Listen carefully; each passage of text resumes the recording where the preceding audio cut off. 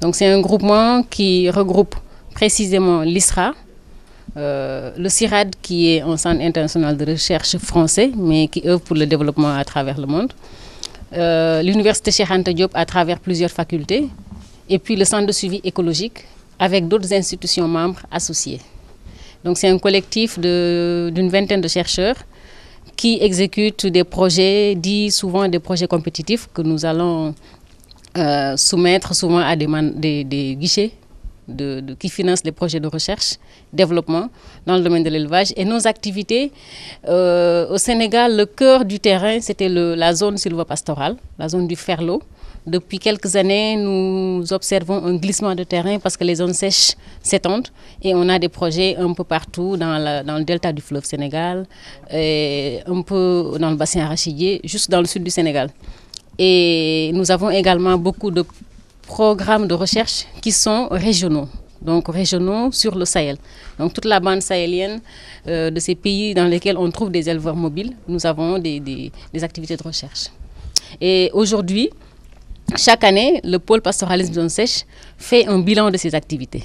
Donc nous avons en général 2 jours de travail, une première journée qui est ouverte à tous nos partenaires, à tous les gens avec qui nous travaillons, et qui nous permettent de faire un bilan des activités, de partager sur les différents résultats qu'on a eus l'année passée. Et un deuxième jour, c'est le conseil d'administration qui se réunit pour remettre à l'ordre certaines orientations, mais également encourager les équipes. Le conseil d'administration regroupe ces institutions membres, les autorités des institutions membres, plus les chercheurs.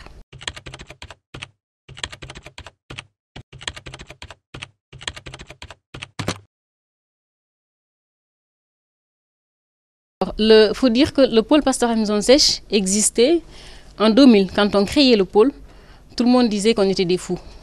Qui est aujourd'hui convaincu qu'il faut travailler à convaincre les États, les décideurs, les communautés que l'élevage mobile est important? Parce que c'est une communauté stigmatisée, parce que c'est un élevage mobile jusqu'à aujourd'hui d'ailleurs. Mais il y a eu un important travail qui a été fait, qui a fait qu'en ce moment, depuis d'ailleurs 5 ans, on parle de regain d'intérêt pour le pastoralisme. Beaucoup de projets sont financés notamment par la Banque mondiale. Au Sénégal, vous entendez parler du PRAPS. C'est l'un des grands programmes du ministère de l'élevage qui est financé par la Banque mondiale. Et on peut imaginer, on n'imagine même pas, on le considère. Les résultats de nos recherches ont permis de convaincre des bailleurs qui financent aujourd'hui et qui continuent de financer. On peut citer, on a des dizaines de programmes aujourd'hui à l'échelle du Sahel qui permettent de mobiliser, de sécuriser la mobilité pastorale, mais également de développer, si je peux dire ainsi, les productions animales, que ce soit les filières viande ou lait.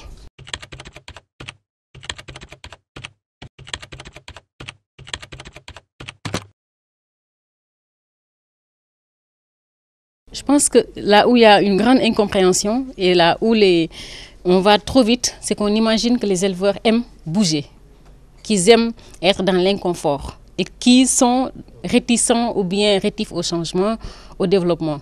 Moi, je peux vous dire que ce n'est pas le cas.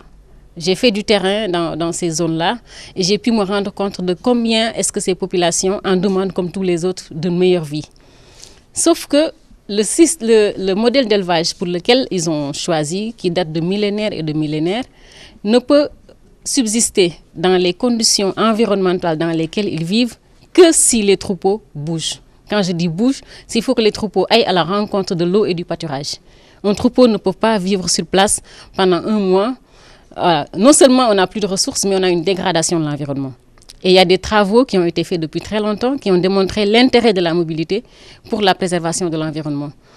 Et voilà, nous ne travaillons pas à dire aux éleveurs ou bien à les maintenir dans un style de vie qui ne conviendrait pas, mais nous travaillons à comprendre leur stratégie, à comprendre leur modèle de vie et à les accompagner dans un meilleur être.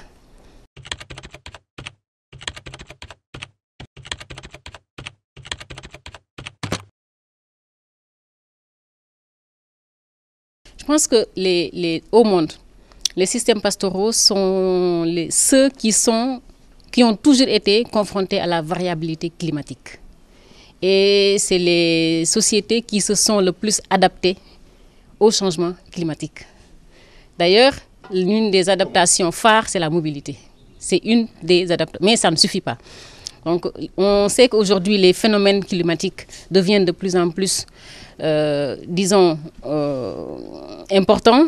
Les effets deviennent de plus en plus néfastes et les stratégies traditionnelles des éleveurs ne payent plus ou bien ne pourraient pas continuer à payer. C'est là où on essaie de réfléchir à comment est-ce qu'on peut mieux les accompagner dans cela. Mais quand on compare les éleveurs aux agriculteurs ou bien aux autres, c'est ceux qui habitent dans les zones les plus climatiquement défavorisées ou bien là où il y a eu une variabilité climatique. Sur les effectifs, je pense qu'on ne peut pas... Nous n'avons pas fait de recensement exhaustif des animaux. Ce n'est pas, nous n'en avons pas forcément le mandat. Le ministère de l'élevage et la direction de l'élevage qui est là aujourd'hui, ce sont ces structures-là qui font ce travail-là. Et nous utilisons les statistiques qu'ils avancent. Aujourd'hui, on parle de 4 millions de bovins, 3 millions de bovins, 4 millions de petits ruminants. On dit 4, en fait, plutôt 3 millions de bovins, 4 petits ovins et 3 les chèvres. Donc ça, c'est les chiffres sur lesquels nous travaillons. Et l'essentiel de ces animaux se trouve dans le Ferlo, donc dans la zone sylvopastorale. On a d'importants troupeaux dans le bassin arachidier, dans le delta du fleuve Sénégal. D'ailleurs, nous avons un projet en cours qui essaie de faire un recensement des campements, mais pas forcément des animaux. Vous savez comme moi que les éleveurs, en général, sont réticents, cette fois-ci, à donner leur nombre d'animaux.